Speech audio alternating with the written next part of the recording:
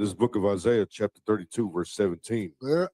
And the work of righteousness shall be peace. The work of what shall be peace? Righteousness shall be peace. Yeah, see, peace is the product of righteousness. I'm bringing this, the law, this Wednesday law class is about healing. That's what this is about. This is about healing because, again, the Bible has been so disassociated with us as a people. We just look at it as like, it's just another, it's like a club. Like I could join that club, or I could join the Club Islam, or I could join club, Club Taoism, or I can join Club Kemet, or join Club Nature, or join this. Like you can, it's like a club that you can join and jump in and out of when you want to, when it's cool, and you don't really associate yourself deeply with it like you would your mom or your dad, who you know by blood is your father or your mother. And it never will change. It will never change. It's forever. Well, that's the Bible. The Bible is there forever. It's yours. You cannot shake it. You're an Israelite by blood. This book is for you. It's yours. And it'll never go anywhere. It's not, you can leave it. Guess what? You can leave the Bible, but guess what? The Bible is what you need. It doesn't change the fact that you're going to need it. It doesn't change that. Go ahead. This is book of Isaiah, chapter 32, verse 17. Yeah. And the work of righteousness shall be peace. The work of what shall be peace? Righteousness shall be peace. Yeah, see, peace is the product of righteousness. I'm bringing this, the law, this Wednesday law class is about healing. That's what this is about. This is about healing because, again, the Bible has been so disassociated with us as a people. We just look at it as like, it's just another, it's like a club. Like I could join that club, or I could join the Club Islam, or I could join Club, Club Taoism, or I could join Club Kemet, or join Club. But America is coming to an end. All of what we've endured in American history has been all dark history. And the reason why we've gone through this entire trial that we've gone through in the last 200 plus years is because we have been stripped of our laws and our identity. Now it seems like it's going to be a tough task for so many generations later, right? So much trauma later that we may not be able to, again, connect ourselves to the Bible, especially when so many people, base the Bible back to what being given to us by the white man, right? In slavery. So because of that, it's like, that's another barrier or obstacle that we have to overcome. And in addition to trauma and through generational curses, that is going to keep us from connecting ourselves with this Bible, which is ultimately going to be able to free us and give us the salvation that we've been looking for. To take us away from all that we've dealt with, chattel slavery, post-chattel slavery, and even today, after Jim Crow, all of that, even till to this day right now, when we're suffering at the hands of Donald Trump and ICE agents and, and the so-called Israelis that are in the Middle East taking over all of the lands and oppressing us in Hollywood and in the music industry and all of in the diamonds and all of the industries, the Fortune 500 companies. These people are oppressing us everywhere. But America is coming to an end. All of what we've endured in American history has been all dark history.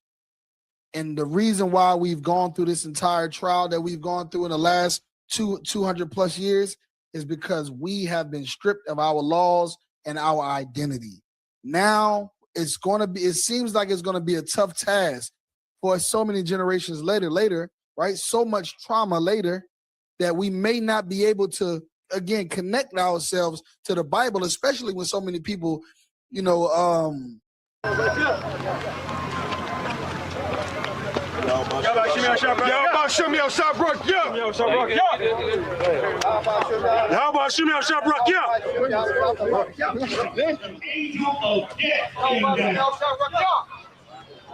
wiped out the babies alone and sought to wipe our babies out.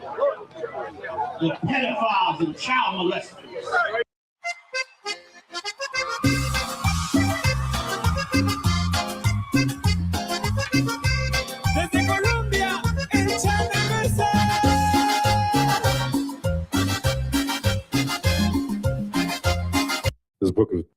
Y'all got This book of John, chapter 13, verse 34. A new commandment I give unto you, that ye love one another as I have loved you. Right. That's Christ speaking, right? Christ Okay. said that a commandment I give unto you is that you love one another like Christ loved you. Right? What happened? How much did Christ love you? Little brothers? I finally got lit. What? Oh, infinity? Give me some things that happen. Give me some things that happened to Christ to show that he loved you. Some things that he did to show that he loved you. It's okay to say you don't know. He sacrificed himself. Good night. Give the brother a hand. Give the brother a hand. Good night. He got on the cross and he died for you. That's how much he loved you. That's how much he loved us. So Christ said, love one another, right? Just as much as he loved you. So if Christ got on the cross and died and sacrificed himself for you, would you sacrifice yourself for your brother? I understand that. I understand that. Because y'all supposed to love each other like Christ loved you, right? Christ was an example on how we should love each other. Right. He was an example on how much brotherhood we should show towards each other. Keep going. That ye also love one another. Right? That you also love one another. Go ahead. Verse 35. But this shall all men know that ye are my disciples. And this how you know, right, that you are Christ's disciples. This how you know that you are a follower of Christ, about the sacrifice that you give to others, to your brothers and sisters. That's how you know that you're a disciple of Christ. Now, if you ain't trying to sacrifice yourself and sacrifice your life unto your brothers and sisters, right? Then are you really a disciple of Christ? Keep going. This book of John, chapter 13, verse 34. A new commandment I give unto you, that ye love one another as I have loved you. Right. That's Christ speaking, right? Christ said, y'all got to. America is not going to profit us. This place does not love us, man. And in a hot second, they going to try to exterminate us. They do not care about us. And once again, this is why, man, bring y'all canned goods here. Bring the cases of water. Continue to build these shelves and these reserves, you understand? Because there's going to come a time where we're not going to be able to rely on America. It's going to come a time where them supermarkets is going to be empty. You understand? And because we filled our storehouses, you understand, we're going to eat. Just like when you go all the way back into Egypt, you know, there was a time where Egypt ain't have light. Goshen did. You understand? All the firstborn died. Oh, you understand? But none of the firstborn of the children of Israel died. That America is not going to profit us. This place does not love us, man. And in a hot second, they going to try to exterminate us. They do not care about us. And once again, this is why, man, bring y'all canned goods here. Bring the cases of water. Continue to build these shelves and these reserves, you understand? Because there's going to come a time where we're not going to be able to rely on America. American military could never. You feel me? The Iranian military could never. Israeli military could never. But you know who does? The Lord's army. The Lord's army does. And if you're going to Passover, right? Yeah, you're going to be at Passover. You're going to see it. You're going to see the Lord's army. You're going to see it. You're going to be like, damn. And if you wasn't in here yet, you gonna be in here then. You're gonna be like, I just want to be there. King David said he just want to hold the door open in the kingdom of heaven. American military could never. You feel me? The Iranian military could never. Israeli military could never. But you know who does? The Lord's army. The Lord's army does. I'll tell you right now, the move that America did in Venezuela was in preparation for the war in Iran, because the war in Iran has been prepared for over 20, 25 years since the end of the Iraq-Iran war. That was always the plan. You know, America actually used to provide weapons to Iran during that war because they were the highest bidder at the time, and they weren't. They didn't have the Ayatollah at the time. But like I said, it's a business. War has changed. War is a business now. And the war economy is booming. I'm gonna tell you right now, while the stock markets may be struggling, the ones that are not struggling are the ones like Lockheed Martin, McDonnell Douglas, Raytheon. Those are the names of some of the places that build fighting weapons, you know, bombs, Tomahawk missiles, fighter jets, bombers, that kind of stuff. That's what's in business right now. And the part of taking Venezuela was to get access to not just their oil, but the ore, minerals, metals that are going to be needed for more weapons of war. So that war machine has been clicking, but you don't see the two and two together till you see bombs dropping in the land of Israel. I'll tell you right now, the move that America did in Venezuela was in preparation for the war in Iran, because the war in Iran has been prepared for over 20, 25 years since the end of the Iraq-Iran war. That was always the plan. You know, America actually used to provide weapons to Iran during that war because they were the highest bidder at the time. And they weren't. They didn't have the Ayatollah at the time. Because of all the pain and the trauma and the things that we've been through, that we see in our communities, our family members and friends that lose their lives, the torment, we'll just do drugs, get high, and just try to forget about it all, right? But in reality, when you come into the UPK under Commander General Yohana, not only do you find out that you're a child of God, you know what I mean, meaning his chosen, you mean a special people unto the Lord. And not only that you're a special people, but that you have a obligation to your brother.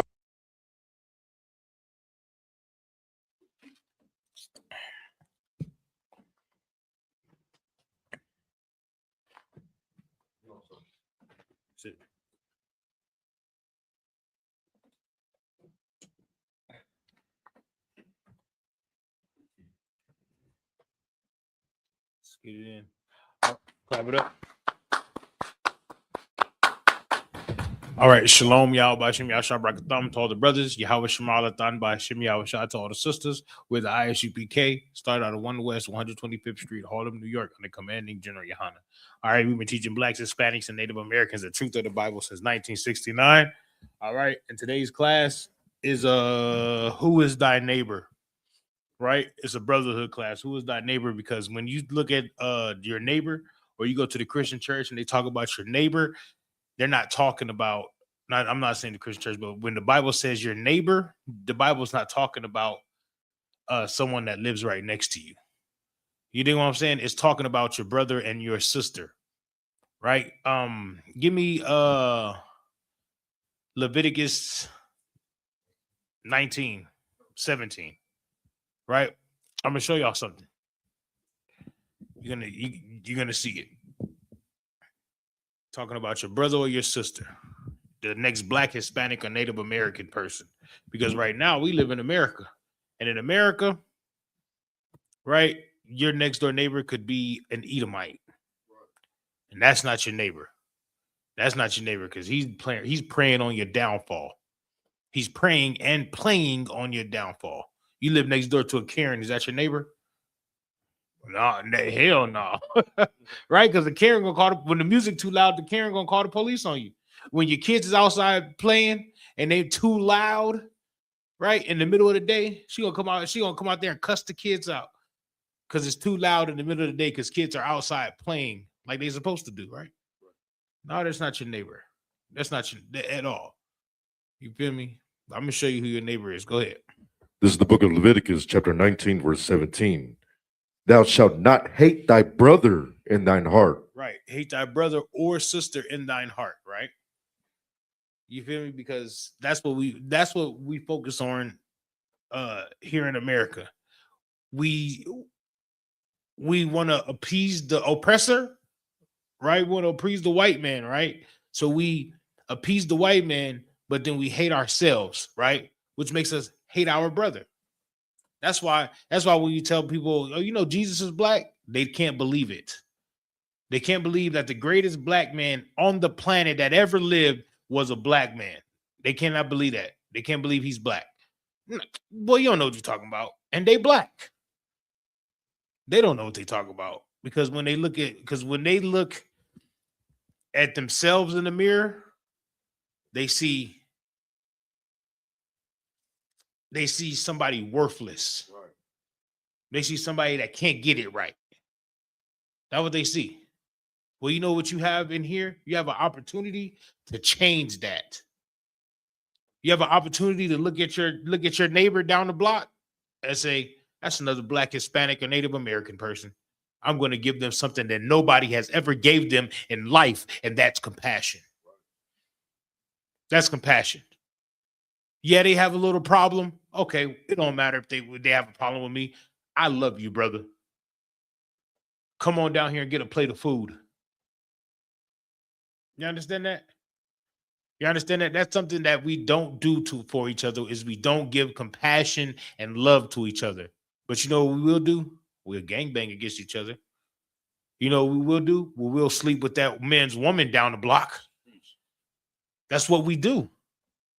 That's what we do as a people. And this brotherhood class and these law classes that we be having, that this is the time for it to stop.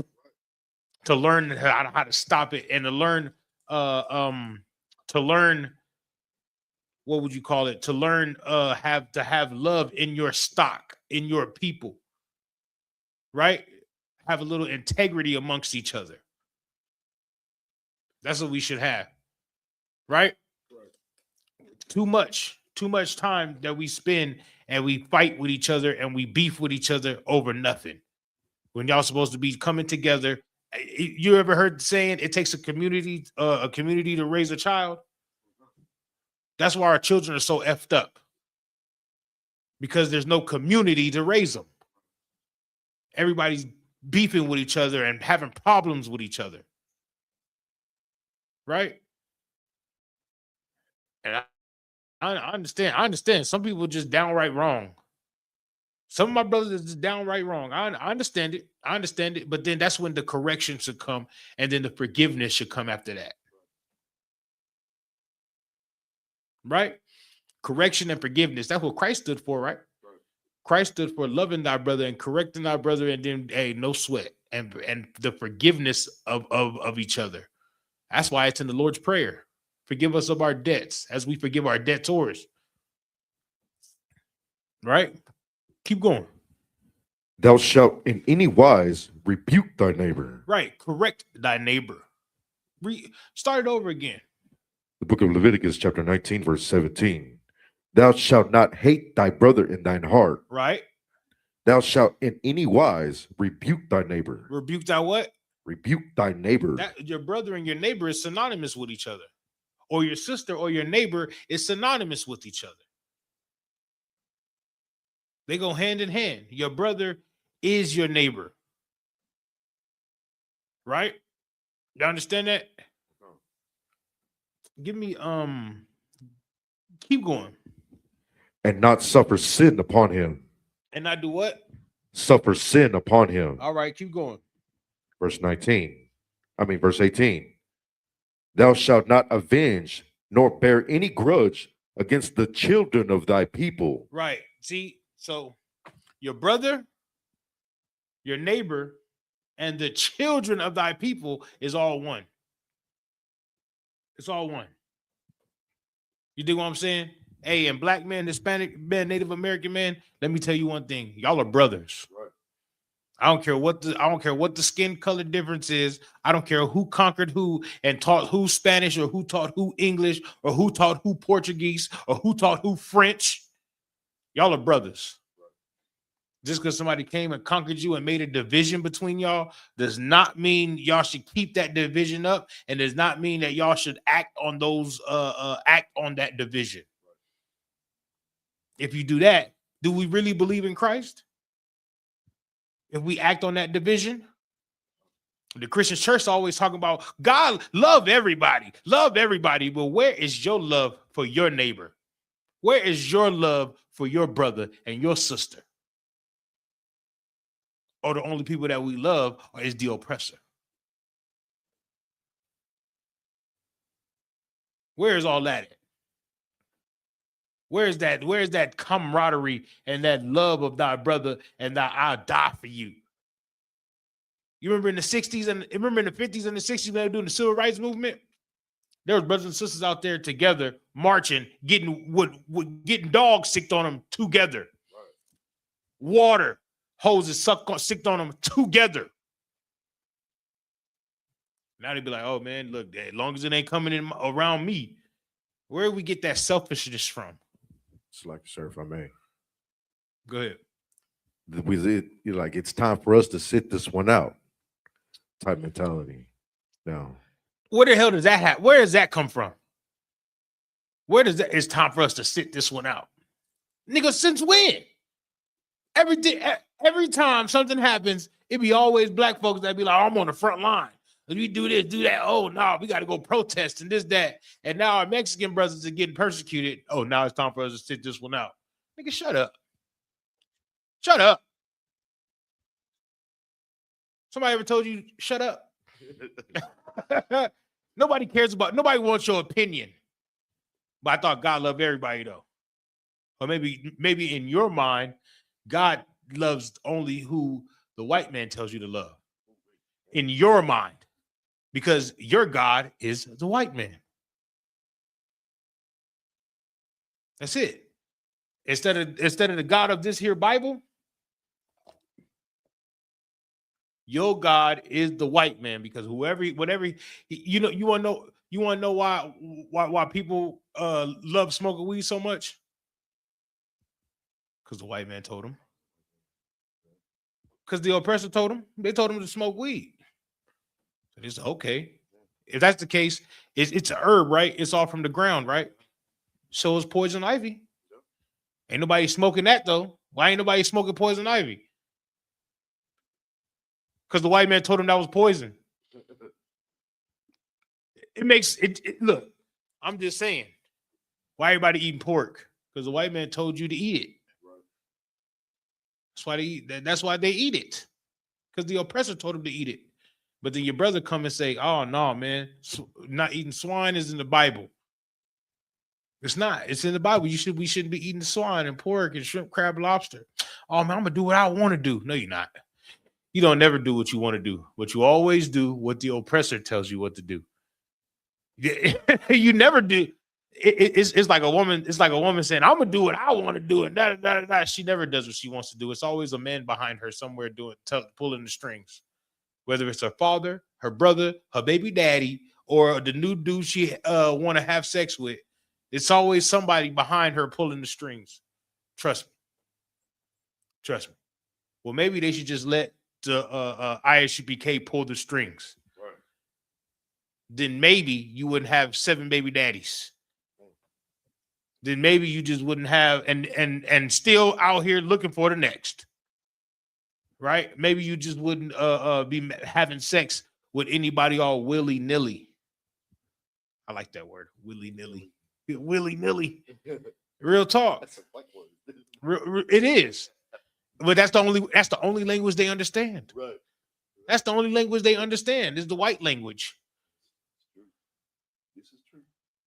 You do what I'm saying? That's the only thing they understand. That's where they learn gangbanging from. Yep. You want to know who gang? You want to know who are neighbors that don't act like neighbors? Gang members. Right. Gang members. They go to the same school, right?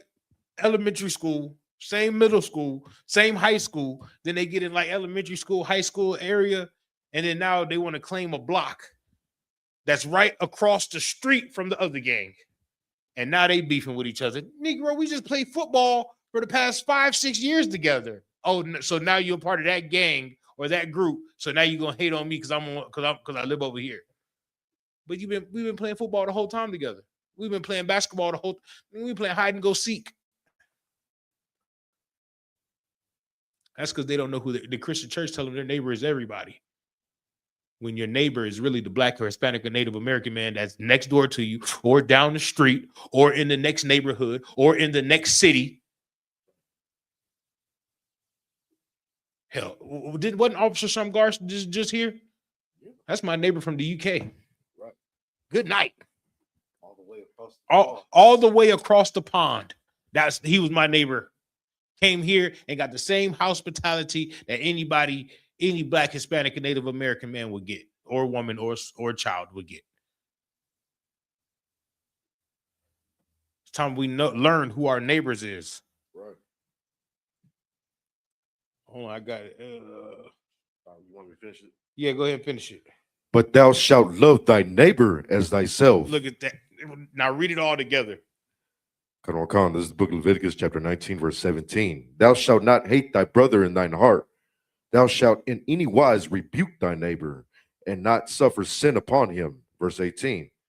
Thou shalt not avenge nor bear any grudge against the children of thy people, but thou shalt love thy neighbor as thyself. You see how it says neighbor, right? It says brother, neighbor, children of thy people, and neighbor again. You see what I'm talking about? You see how the Lord is explaining himself right then and there? But they're going to read that and say, see, yeah, brothers and sisters in humanity. Give me Genesis the 10th chapter. Yeah, give me Genesis the 10th. Give me Genesis the 10th. We're gonna squash that right now. Ain't no such thing as the humanity. Yeah, you might be a human, but humanity has never been all together. Never have, never will be. And even if humanity was together, right? Somebody was separate. I'm trying to tell you, if all of humanity was together, it was still somebody that was separate. I'm telling you, go ahead. This is the book of Genesis, chapter 10, verse 1. Now these are the generations of the son of Noah. The what? Sons of Noah. All right, history lesson, right? Noah. Right? Noah was in the ark, right? Noah built the ark and he went in the ark. And there was only 8 people in the ark, right? 7 people in the ark with Noah. It was 8 people in the ark. It was Noah and his wife, Ham and his wife, Shem and his wife, Japheth and his wife. And when the water went away, right? It was only them people that was left on the planet to repopulate the planet. Noah, his wife, Ham, his wife, Shem, his wife, Japheth, his wife. You understand that? Right? 8 people, right? Is one family, right? Go ahead whenever you want.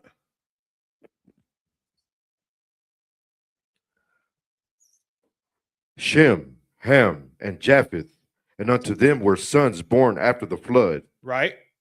Verse 2.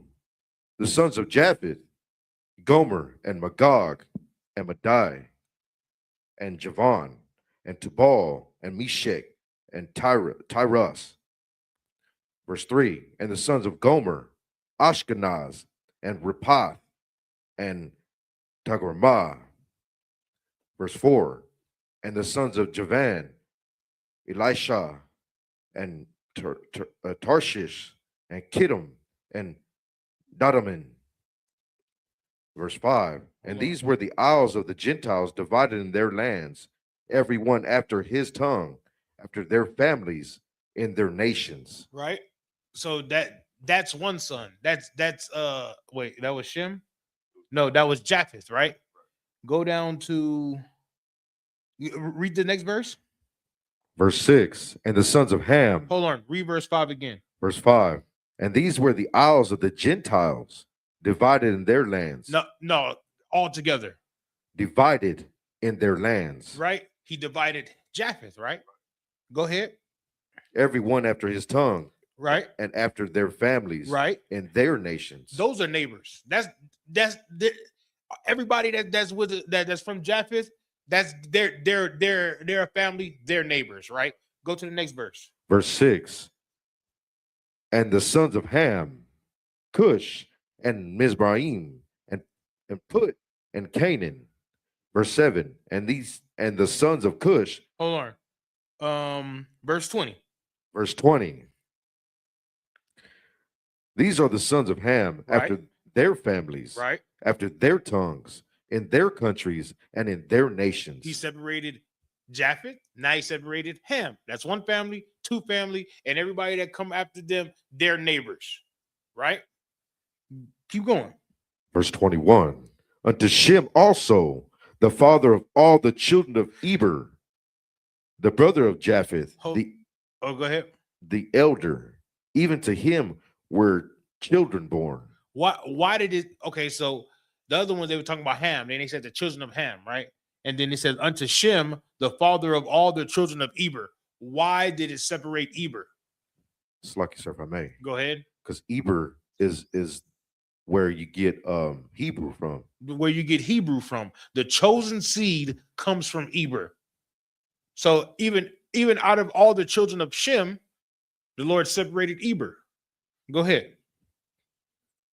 The brother of Japheth, the elder, even to him were children born. Verse 22. The children of Shem, Elam, and Ashur, and Asphakzad, and Lud, and Aram. Right? Those are the children of Shem, right? Go down to verse 32. Verse 30, 31. verse 31. These are the sons of Shem, after their families, after their tongues, in their lands, and after their nations. Right? Go ahead. Verse 32. These are the families of the sons of Noah, after their generations. Stop. After what? Their generations. After their generations, right? Spell that word there. Their. Who knows English? So who knows there's three types of theirs? There's there like over there. There's there like they are. And then there's there as it's showing like possessive or separation of something, right? Like that's theirs, right? Read that one more. And that's the there that we're reading. Their. Go ahead. Verse 32. These are the families of the sons of Noah, after their generations, in their nations. And right. And by these were the nations divided in the earth after the flood. So where there's humanity right there, separated. Right. It's never been an all humanity.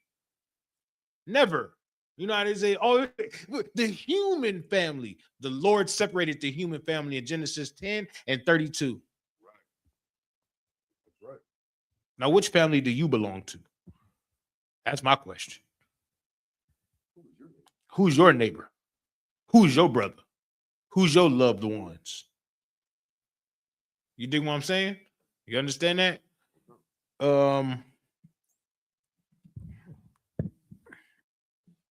Give me where we at?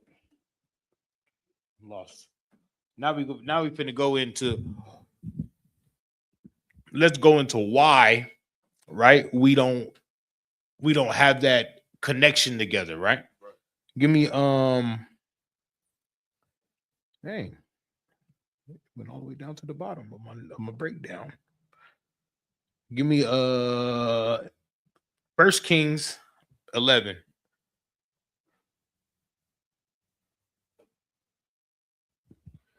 Another history lesson, right? This is the book of 1 Kings, chapter 11, verse 1.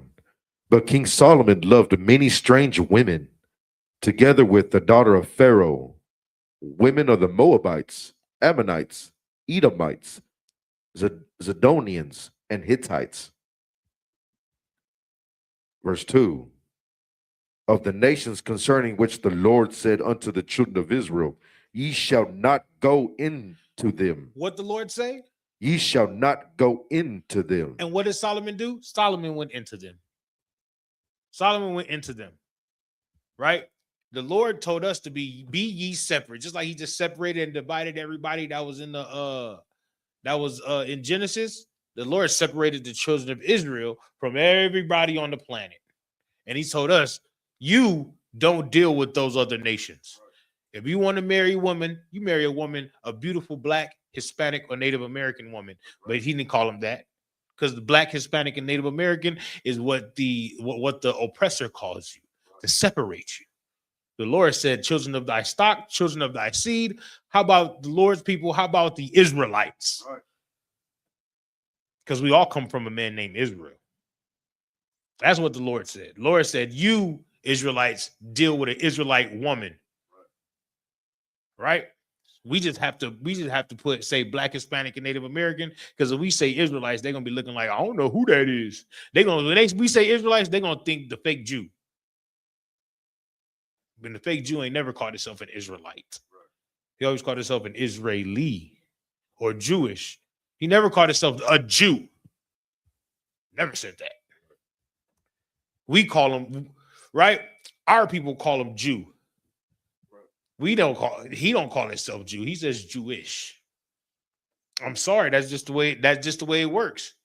You feel me? He knows who he is. We don't know who he is, so we give him that title and that understanding, that domain over us, when we have dominion over them, because the Lord said so.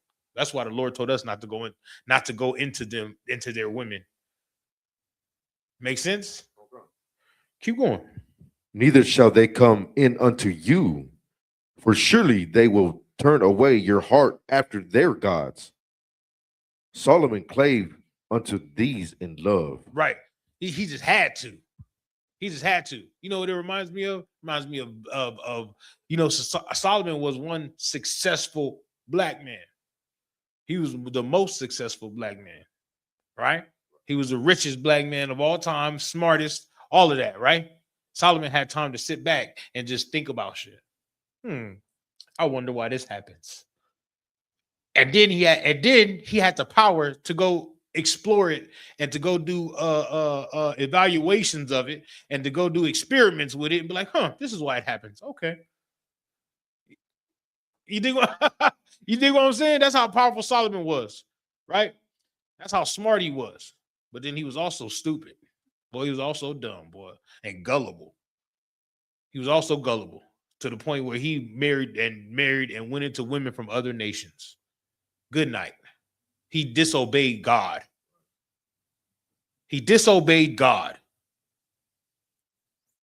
Right? And he was just like a silly love dove. You know what that reminds me of? Successful black men. That's what that reminds me of. That reminds me of basketball players and football players and O.J. Simpson. O.J. Simpson started out with a beautiful black wife. A black woman. Beautiful. Strong. You know what I mean? Right by his side. Then what happened? He divorced her and got the, can I say that? And got the Becky. He got the Becky. It's a nickname for a Karen. He got the Jezebel. And what did Jezebel do? Jezebel left him, right? And she went to mess with the one of her own. Right. Her neighbor. OJ. I still think they framed him for the murder. Hey. If the glove don't fit, you must have quit. You know what I'm saying? I'm just saying. There's a man named Mark Furman that said, I ain't never said the word, I'm not a racist. No, I'm not a racist. Then the video recordings come out, or the tape recordings come out of him saying all types of N words and this nigga and that nigga. And yes, I plant I plant drugs and, you know what I mean, do all types of divisiveness towards black people. I think he did it. I think he planted the other bloody glove. I don't know how. He did it. Trust me. Trust me. Right. But right. Reputation exceeds itself. It's there. The reputation is there. But I'm just saying OJ would have never had that problem if he would have just stayed with the right. The boy Jonathan Majors, right? Jonathan Majors was supposed to be, he was in Creed. He was supposed to be a Marvel. He made that one movie, and then he was with that white woman. And the white woman started chasing him, and he was running away. He ran away from the white woman. Right. He was in a sunken place. And then he decided to get out the sunken place and couldn't get out because he was sunk too low. And now, what movie he in now? I don't know. None. All because he was messing with the white woman. Right? Well, Solomon was king of the Israelites. He was king of the Israelites. And Israelites was the most powerful nation on the planet. Nations were bringing Israel tribute. They was paying taxes to us. You know how we pay taxes to America, and Donald Trump uses money and he puts half our tax dollars in his pocket and then put the other half in Israel's pocket. And then he'd be like, hey, gas prices got to go up. But then they just went to go get all that oil from Venezuela. You know what I'm talking about? You feel me? Where that oil at? You know what I'm talking about? Why my gas prices got to go up? Shouldn't we just use that oil you annex from the Venezuelan brother? You think what I'm saying? That's what I'm saying. But people were bringing us tribute, bringing us money. But Solomon couldn't lead them women alone. There was just something about him. You know, he just had to see. You know how kids be like, you tell them don't touch the stove, it's hot. And he's gotta be like, it ain't that hot. You know, and he touched that one and got burned. Now jump down to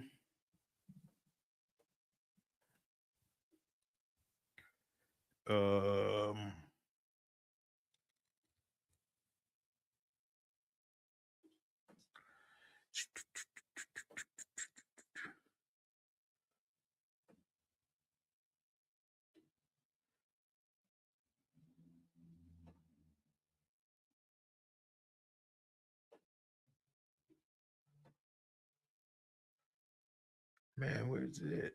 For this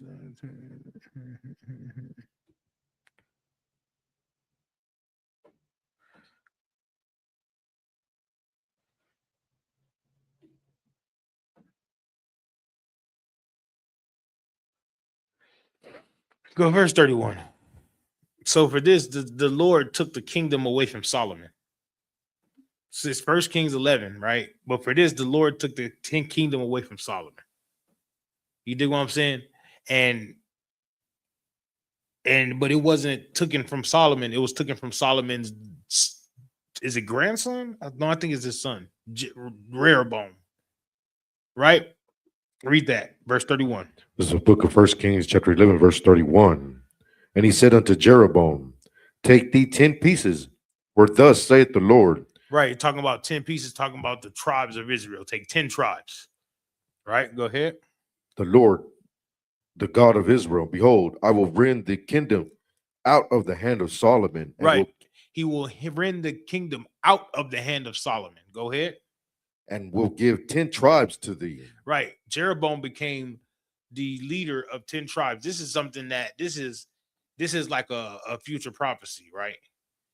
This is something that the Lord is telling Jeroboam to take 10 pieces, and you know what I mean? So that way, because Solomon, what was he doing? Solomon was erecting temples to the women that he was sleeping with, the women of other nations. He was building temples to them, to their gods. It's crazy, right? That's cuckoo for Cocoa Puffs. That's cuckoo for Cocoa, but I've seen cuckoo for Cocoa Puffs right here, right now, today. He was completely simping, not sipping, not sipping, simping. No, I know. I'm just letting everybody know what I'm saying. Real talk. And for that, the Lord took the kingdom out of his hands. Keep going. Verse 32.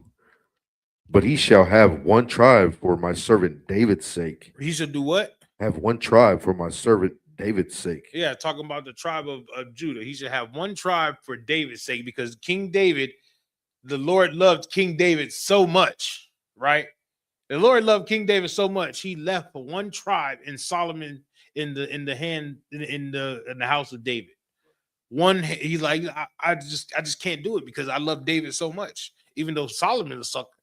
Right. King David wasn't no sucker. You know, you feel me? King David ain't no sucker. Keep going. And for Jerusalem's sake, the city which I have chosen out of all the tribes of Israel. Right. Even Jerusalem, he gave the Jerusalem to Judah. Keep going. Verse 33, because that they have forsaken me and have worshipped Ashtoreth, the goddess of the Zidonians. Right. Chemosh, the god of the Moabites, Right. and Milcom, the god of the children of Ammon, and have not walked in my ways to do that which is right in mine eyes, and to keep my statutes and my judgments, as did David his father. Right. He didn't do it, but David did. David did. So he's not going to do it. He's not going to do it to him. Now, let me tell y'all something, right?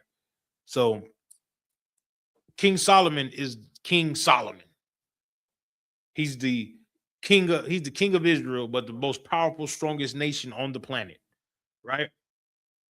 That everybody's bringing Israelites tribute.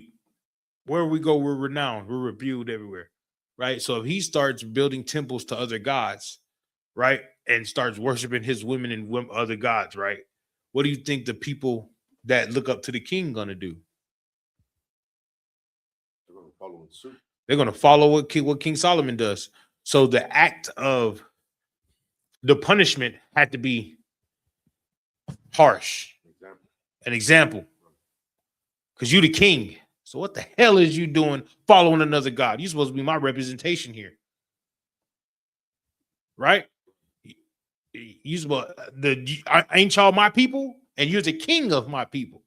You're supposed to be my representation here, but no, he had to go simp for the box, right? Go ahead.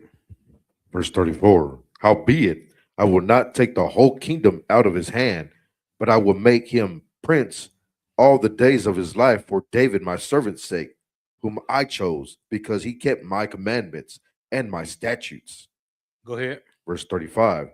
But I will take the kingdom out of his son's hand, and will give it unto thee, even 10 tribes. And that is why we have a northern kingdom and a southern kingdom. That is why we have dark-skinned tribes and light-skinned tribes. That is why we have Judea, and that's why we have the kingdom of Israel. Because Solomon wanted to love other women and not love the women of his own stock. I'm just saying.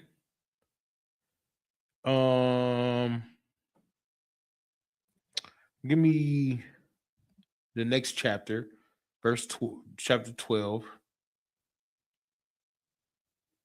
Oh Lord. Oh man, hold on. Well, then I do want chapter 12, but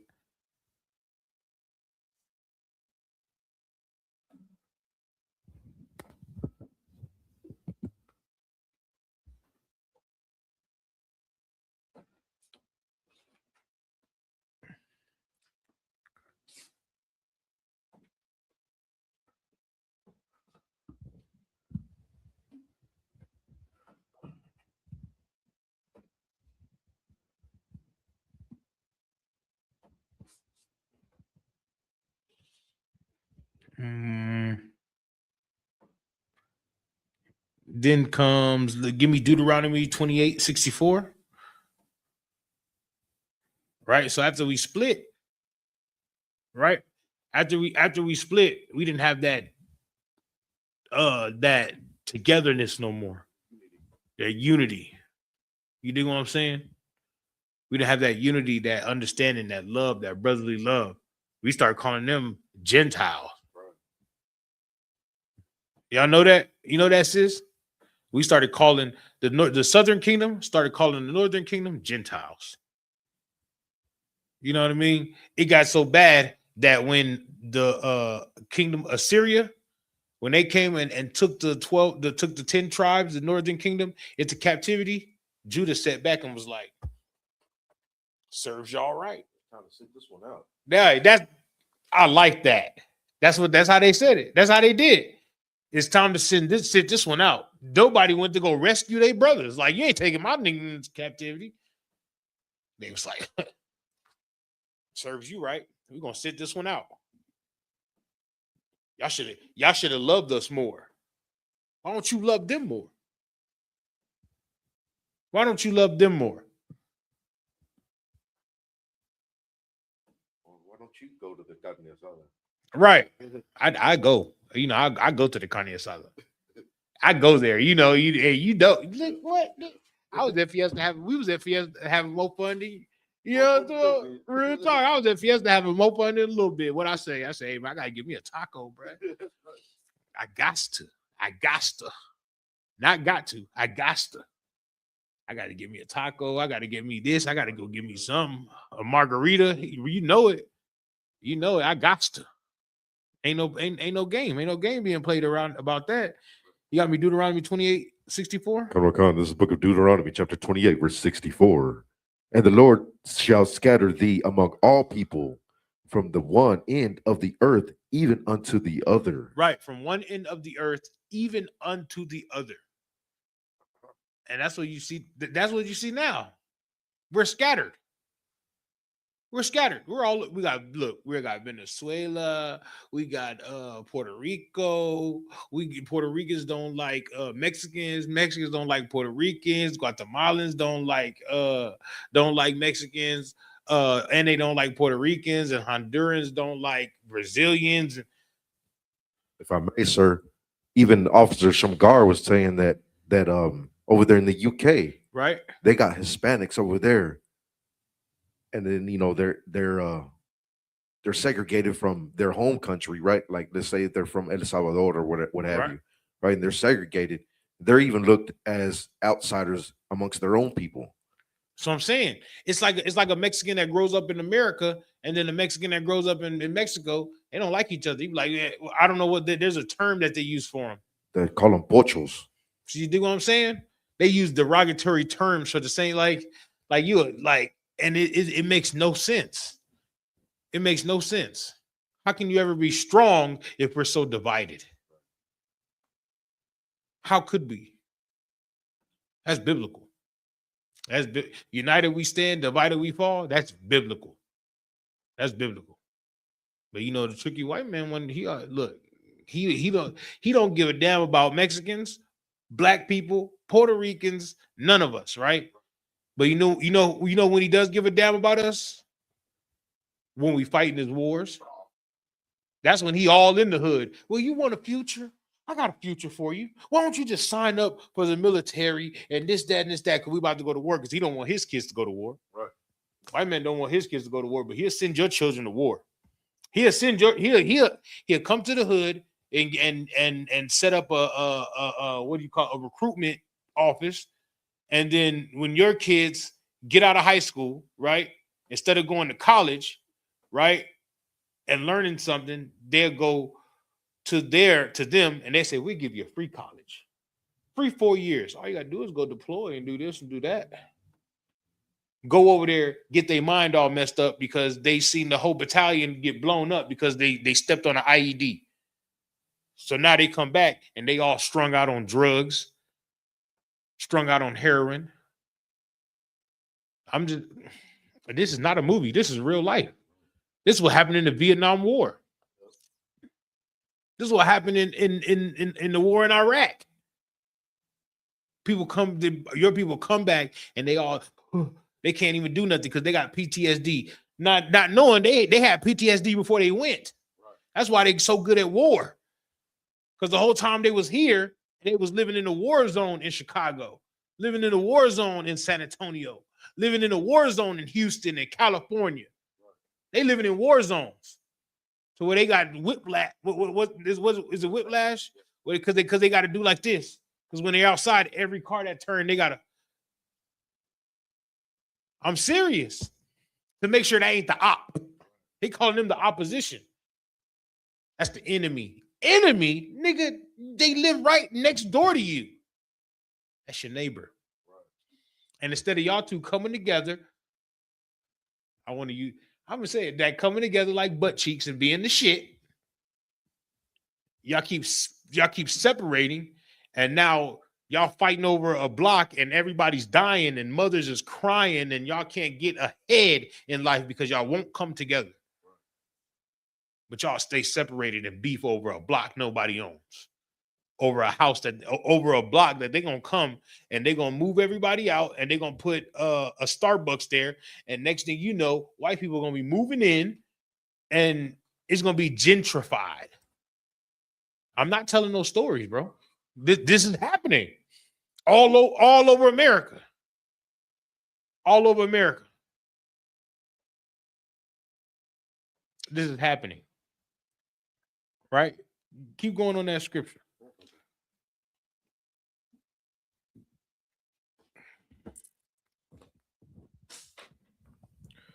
And there thou shalt serve other gods. Where? Read verse 4. We just started over. Come on. Deuteronomy chapter 28, verse 64. And the Lord shall scatter thee among all people from one end of the earth, even unto the other. And there thou shalt serve other gods, We. which neither thou nor thy fathers have known. You want to know why we just not together? We're just so separated because Northern Kingdom served Catholicism and Santa Maria and all these other things that one oppressor, you know what I mean? That one oppressor came and conquered them under. And then black people believe in Christianity and this, that another oppressor came and conquered them under.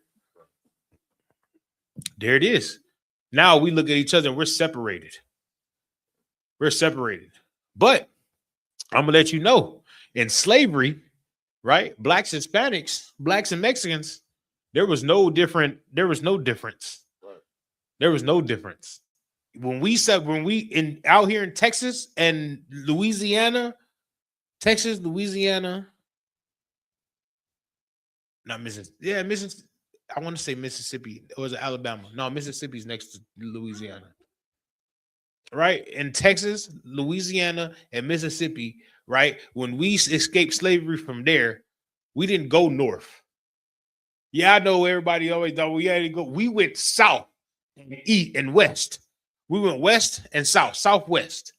We went to Mexico. And you know who led us and who when we escaped slavery and who was the underground conductors of that railroad going to Mexico? Mexicans. Mexicans was the one that was leading us to freedom. And now ICE is running rampant in their neighborhood. And what we say, we're going to sit this one out. Well, maybe you should sit out the white man's war. Maybe you should sit out from his voting system. Maybe you should sit out from his Christmas. Maybe you should sit out from his Easter.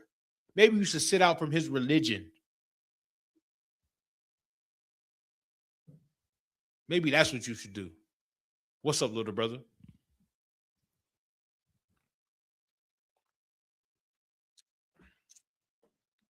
If you ain't got nothing to say, give the mic back. Sit out from his slavery.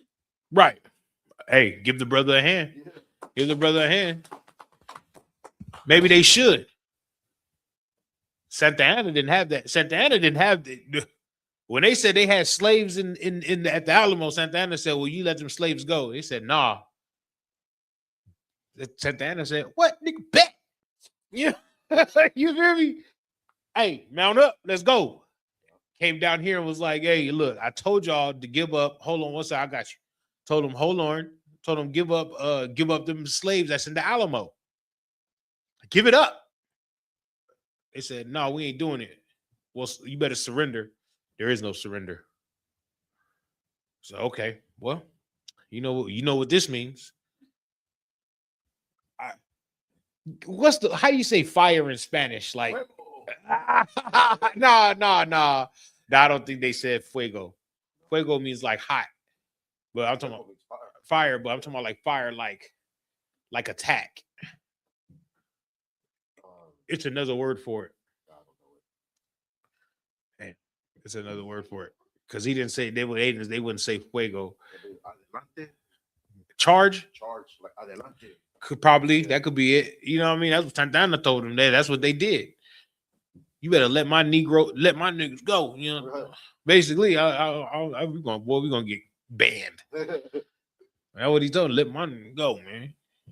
You feel me? Mexicans have always stood up for you. Northern Kingdom has always stood up for you. Why won't you stand up for Northern Kingdom just this one time? Just this one time. Show them they not by themselves. Well, don't worry about it. ISUPK is going to do it. That's right.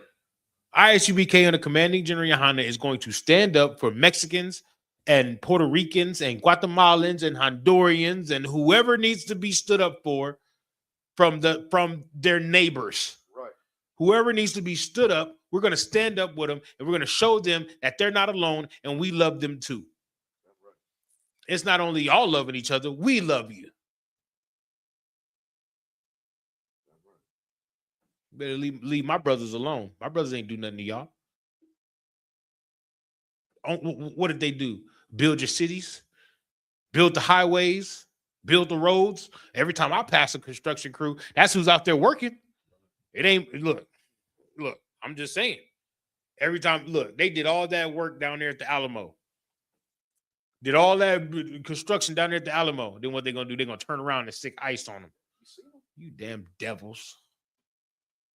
We see them working. I seen them. Yeah, I seen them working. I seen them working. You damn devils. Right. We work fighting all your wars. Fighting the wars. We work at the hotels. We clean up. We serve the food to you. Right, exactly. Raise your kids. We pick up your garbage. I ain't never seen a white garbage man. Have you? I ain't never seen a white garbage. I ain't never seen it. You know what? I've seen a white garbage man that was in charge of the in charge. You know what I mean? Of sending people out to go pick up the garbage. I ain't never seen a white garbage man. You feel me? Behind the scenes doing all types of ill deals, stealing money. I've seen that. I've never seen somebody that's a Caucasian. I've never seen, you know what I mean? I've never seen that. That's what I'm saying. But I've seen black garbage men. I've seen Mexican garbage men. I've seen Hispanic garbage. I've seen it.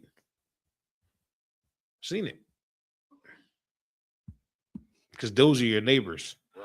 You want to know how I know? Hell. Just look at, Harlem. Why they have a Spanish Harlem then? Black Renaissance. You know what I'm talking about? Why they got a Spanish Harlem then? Hell. Why? Because why in Spanish Harlem was they all looking? It was all connected. Right. It's not like it was like a different projects. It was like, yeah, over there. Yeah, this is 125th. Yeah, that's 124th. Yeah, this is where Black Harlem end and Spanish Harlem start. Like, what are you talking about? You like, that's the same neighborhood. You know what I'm talking about? Like, you feel me? You know what I'm saying? It's the same neighborhood. What are you talking about? The young brother back there got something to say. What's up, little brother? Maybe we should stop going to his country and come here. Maybe they should stop going to their countries and go here and come here. Nah, they should stay in their countries. They should stay in their countries and build their countries up and have brotherhood with their brothers. They should, you know what they should do? They should invite me to their countries. So we can get the hell up out of America. You know what I mean? Hell, we built up America. I'm pretty sure we go to Guatemala and Honduras. We'll build that up too. Right. You know what I'm talking about? We just come together and figure out how to get, if they ain't got running water, we just come together and figure out how to get running water. We just come together and figure out how to build bombs and how to how to build an army. We just use the Bible and figure out how to do it.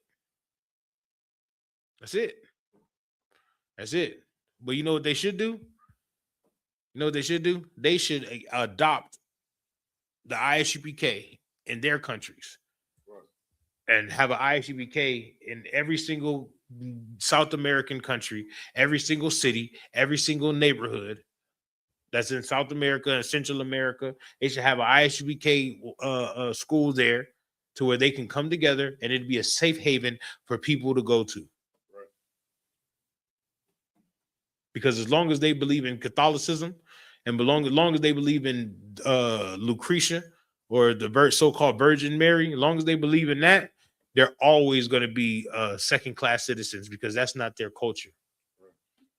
You understand that? You understand that, little brothers? That's not their culture. Give me Leviticus 26 and 33.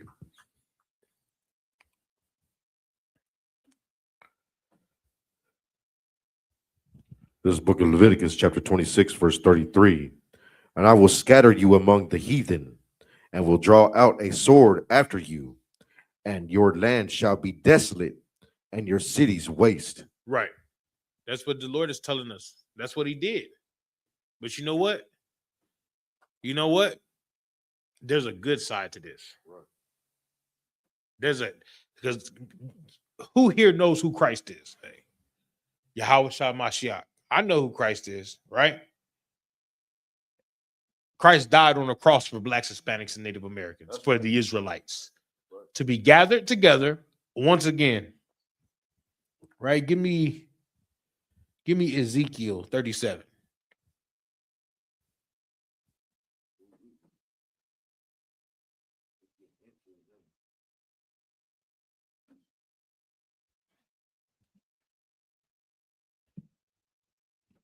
This book of Ezekiel, chapter 37, verse 1.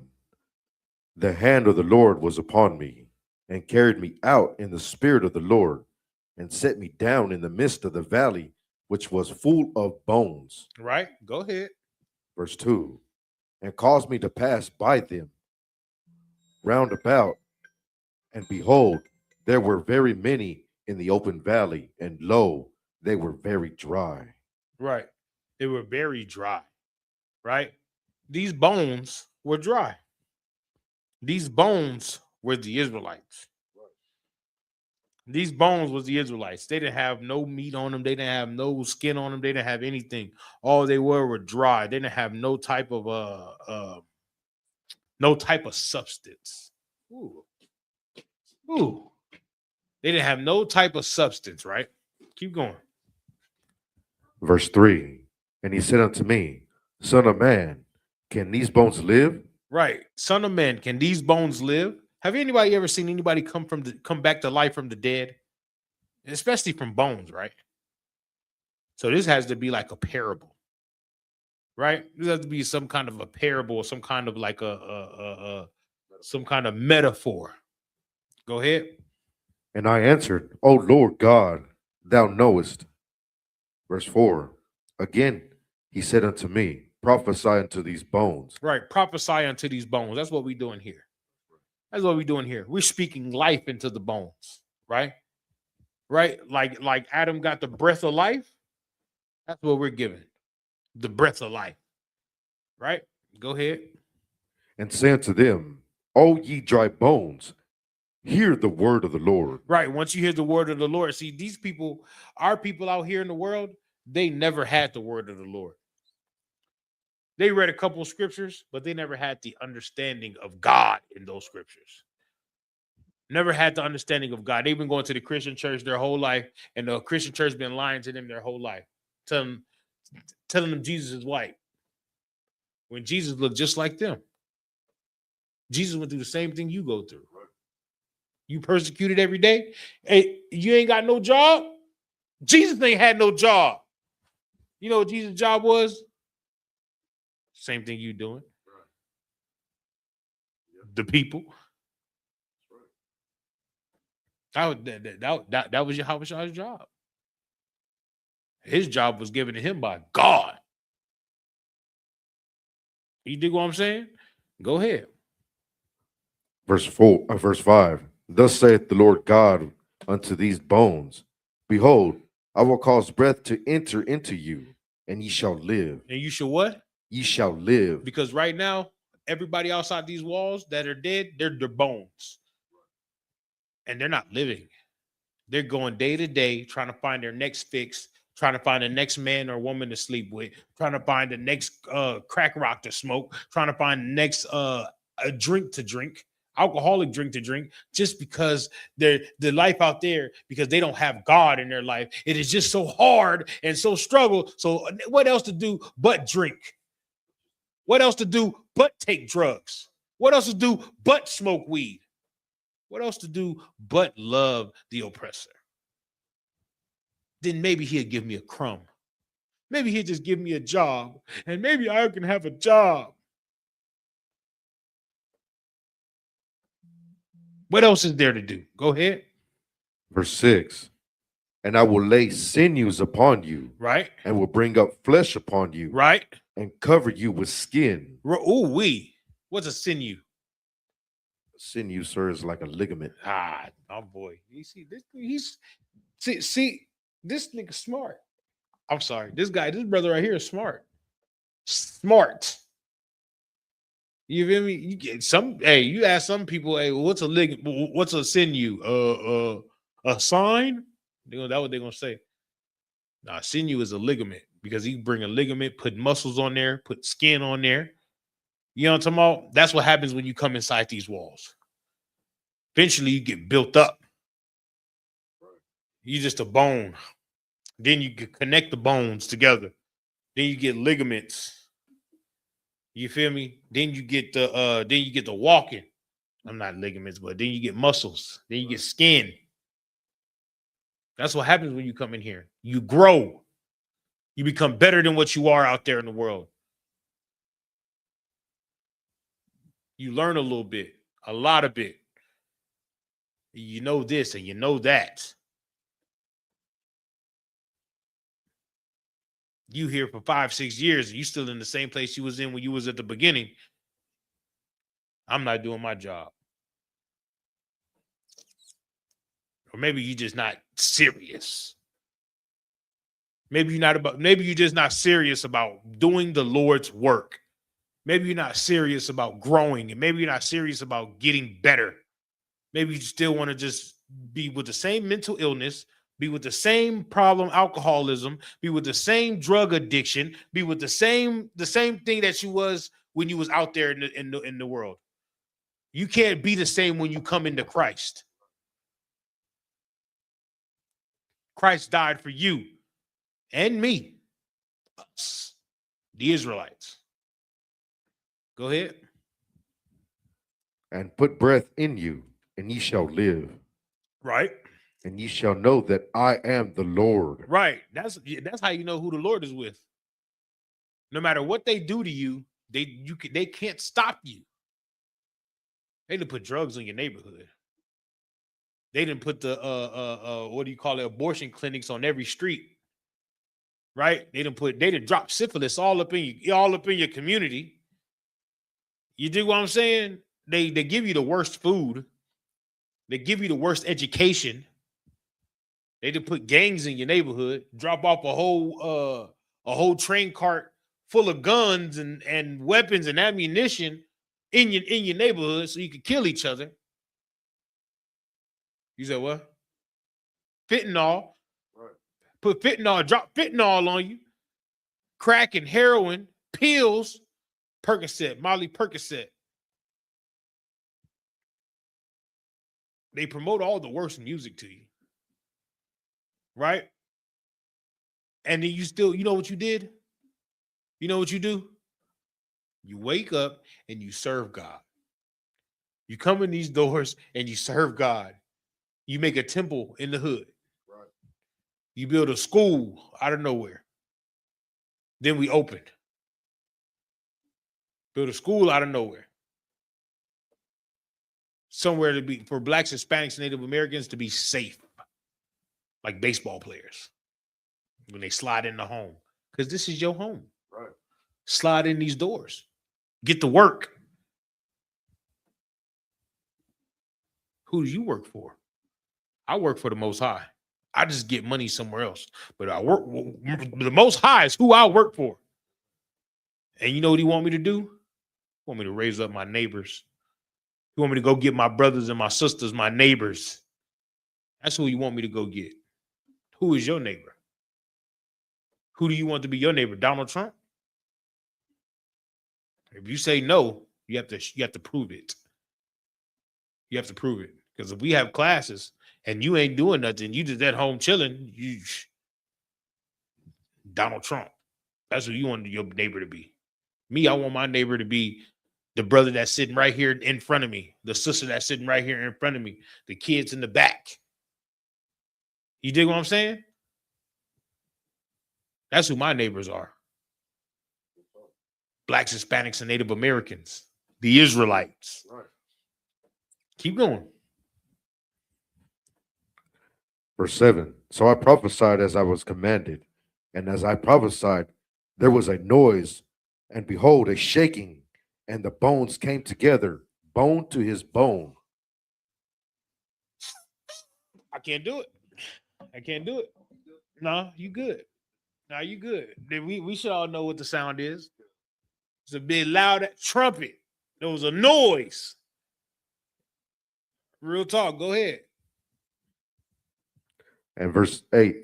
And when I beheld, lo, the sinews and the flesh came upon them, and they were, it's like, and the skin covered above, but there was no breath in them. Right. There was no breath in them, but they coming together though. They coming. Ugh. You know what I mean? They just not living yet. But it's a reversing. They got all the way destroyed till they were bones. Now they coming back. You know what I mean? It's a fruition. Ugh. It's a turning of the guard. They coming up. What they say? Oh, I gotta stop these ones. I gotta stop these ones. What we gonna do? The law poverty, the Southern Law Poverty Center. Let's call them a terrorist group, and let's put all these different different stipulations for them to be this. Oh, they coming up. What I gotta do? COINTELPRO. I gotta send the agent in there. I gotta send somebody in there to stop them. I gotta. How do we stop them? We gotta break them up. This is really what happened. We got to break them up because they're growing, and what they're doing is they're latching on to other blacks and Hispanics. They're latching on to other bones, and they're giving them ligaments and muscles and skin, identity, understanding, a God, a culture. The nerve of these N words. Yeah, the nerve of these black Hebrew Israelites. Who do they think they are?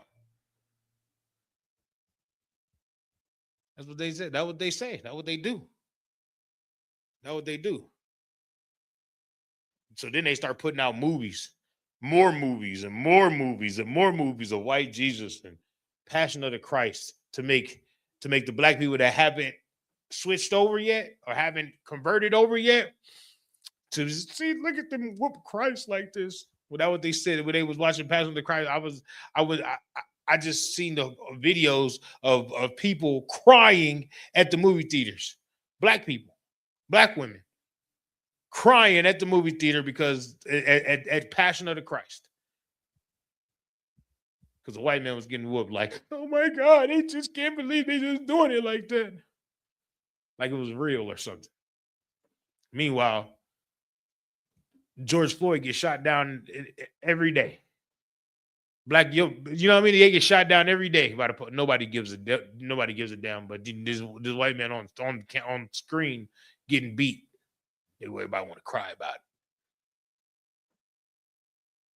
You ain't even cry when your husband when you got a divorce from your husband because you was having sex with the Christian pastor. Don't get me, man. Look, don't get me started. But then you gonna cry, go to the movie theater and cry over Pat, not cry. Good night. And we still continue to grow. Keep going. Verse 9. Then said he unto me, prophesy unto the wind, prophesy, son of man, and say to the wind, thus saith the Lord God, come from the four winds, O breath, Right. and breathe upon these slain, that they may live. Right. Keep going. Verse 10. So I prophesied as he commanded me, and the breath came into them, and they lived and stood up upon their feet, an exceeding great army. No, it was just a ragtag army, and they couldn't do nothing. An exceeding great army. An exceeding great army. That's what you seen at the Passover. I always seen the Passover with thousands of brothers there, young brothers, little baby brothers coming up. They coming up. That's what you seen. That's what you seen. You seen old men for counsel, young men for war, middle-aged men to help run things. You know what I'm talking about? We was seeing it. We was watching it. We're watching it every year. Last year, next year.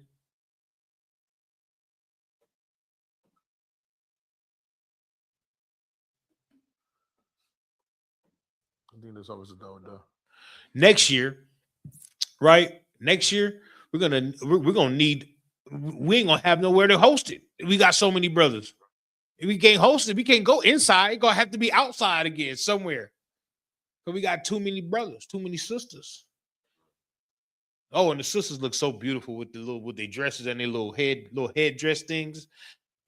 You know what I'm talking about? The little headdress thing that they be wearing. You know what I mean? Only a Black, Hispanic, and Native American sister can be so fly. Now, only a Black, Hispanic, and Native American sister can be so fly. I'm just saying. So clean, so fresh, and so clean. You know what I'm talking about? I'm just saying. The brothers looking good. Sisters looking good. Kids looking healthy. Kids looking like, I ain't never believed in Black Jesus. I mean, I ain't never believed in Caesar Borgia, and I never will.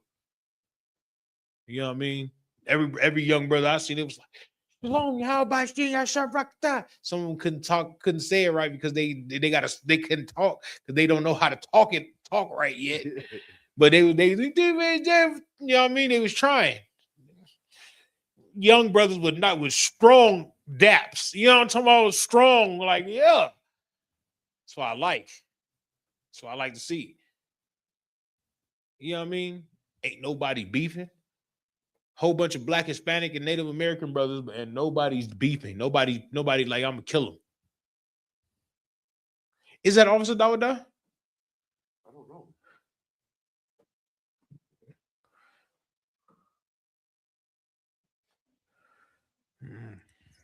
But what, nobody beefing? You know what I'm talking about? You know what we beefing about? You know what we was beefing about at Passover? Oh, no, brother. I'm paying for this meal. Right. No, I'm gonna pay for it. No. I'm taking you out. Yeah. I'm gonna take you out. We fight over who gonna buy the next bottle. I'm gonna buy the next bottle. No. I'm gonna buy the next bottle. Oh, hell no. I'm buying the next bottle. Then they say, you know what?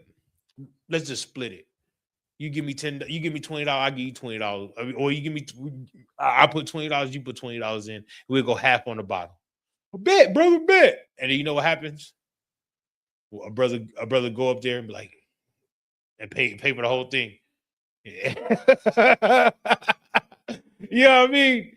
Yeah, I mean, we battling about how much brotherhood we got. We trying to fight over brotherhood. We ain't fighting over the last piece, the last little drink.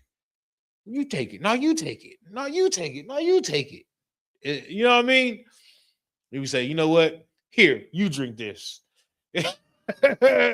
Manu. You know what I'm talking about? You feel me? That's the brotherhood. That's the love, right? An exceeding great army, right? Keep going. What verse we at? Verse 11. Jump down to 6. Keep going. Verse 11. Forget it. Let's break down the whole chapter. Then he said unto me, Son of man, these bones are the whole house of Israel. Oh, wow. Now we know who is what? These bones are the whole house of Israel. Oh, these bones are the whole house of Israel. Not a piece? Whole house of Israel. All Blacks, Hispanics, and Native Americans, man. Northern Kingdom and Southern Kingdom. Go ahead. Behold, they say, our bones are dried, and our hope is lost.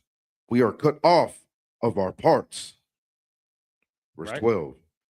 Therefore prophesy and say unto them, Thus saith the Lord God, Behold, O my people, I will open your graves and cause you to come up out of your graves and bring you unto the land of Israel. Right. I'm going to bring you back to life, and I'm going to give you a land. I'm going to give you your culture. I'm going to give you your history. I'm going to give you laws, rules, regulations.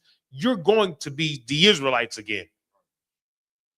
No more Northern Kingdom, Southern Kingdom. No more Black, Hispanic, Native American. You're going to be the Israelites. No more separation, no more division. The 12 tribes of Israel. It is? Okay. What are they doing? They open that gate. I don't think we have a key to that gate where we can open it and go into. Yeah.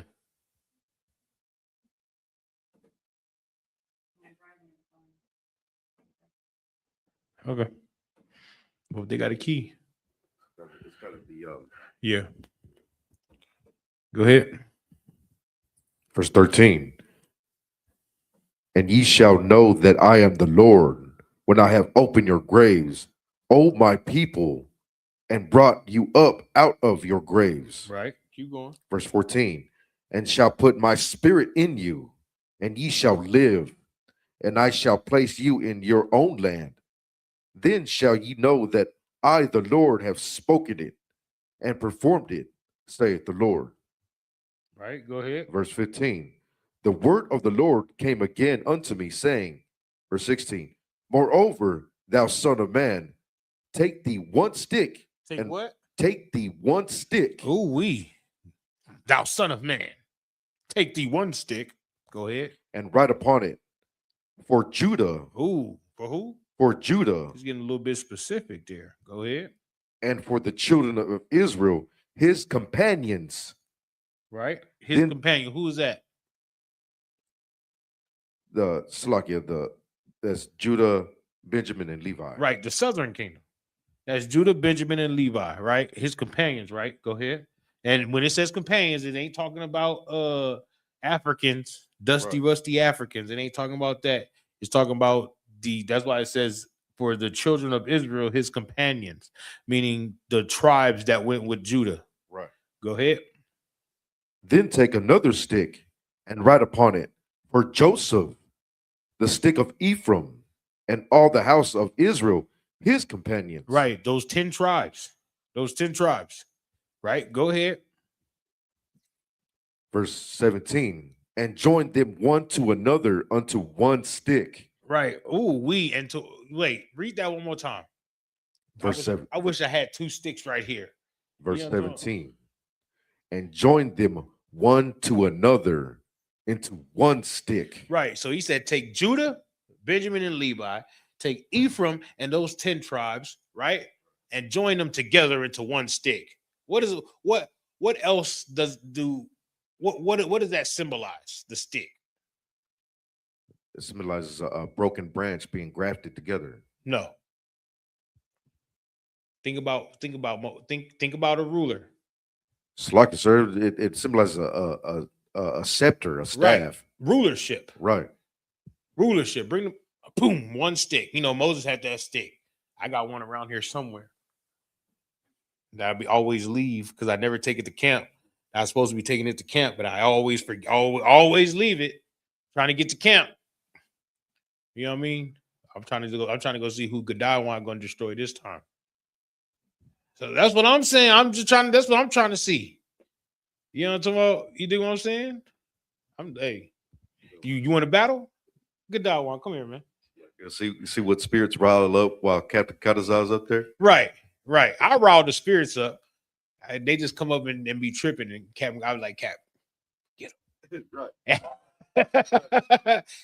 Cap. Come on, Cap, get him. Cap be like, yeah. And another thing. Yeah. Yeah. The old, hey, that's brotherhood. Right. That's that brotherhood right there. You dig what I'm saying? I ain't gotta fight the battle. You know what I'm talking about? I got Godiwan and I got Cap Katazar back here that's finna cut something. Right. You know what I mean? Like, I'm just saying.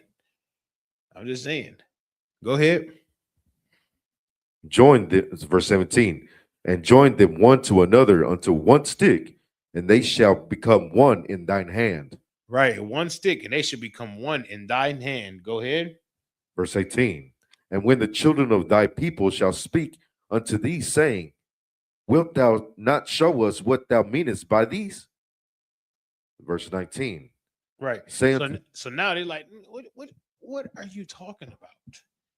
You know what I mean? It don't make no sense. I don't get it. I don't get it because they never get it. It's just maybe it's not for them to get. Maybe you're not gonna get it because maybe you're just not maybe the parables wasn't meant for you. You know what I mean? But maybe it was meant for somebody else in the crowd. You dig what I'm saying? Right. Maybe that's why you don't understand, because maybe you're not meant to understand it. It's not for you. Some people are rulers. Some people need to be helping the ruler, Right. helping the rulers. You know what I mean? Everybody's not meant to rule. Everybody's not meant to be officer so and so from this camp and that school. And you know what I mean? Maybe some brothers just need to come here, pay tithes, and move some chairs, try to start a business and pay tithes and come to class and come to the feast day. You think what I'm saying? Go ahead. Verse 19. Say unto them, thus saith the Lord God, behold, I will take the stick of Joseph, which is in the hand of Ephraim, and the tribes of Israel, his fellows, and put them with him, even with the stick of Judah, and make them one stick, and they shall be one in mine hand. Right. He said Israel and his fellows. You know why I said his fellows? Look, right now, the that stick with Ephraim that's even separated. Right. That stick is even separated. Because you call a Honduran brother a Puerto Rican. He say, I ain't Puerto Rican. Why not? I'll be Puerto Rican. Call me a Mexican. Look, call me whatever you want to call me. Just don't call me an African. Call me whatever you want to call me. Just don't call me. Just don't call me a Arab. Call me whatever you want to call me. As long as it's one of them 12 tribes, because they're my brothers. When I was growing up, my mom used to get me and my brother's name mixed up all the time. Oh, she called all the time. You do that, sis? Do you call one the other one? It happens, right? Boy, you know what I'm talking about? Did the name just become boy? You know what I'm talking about? Like, boy, you know who I'm talking to, boy, get over here. Right? I ain't never get mad. I ain't him. Nah, mama, you mean me. Okay, I'm coming. All right.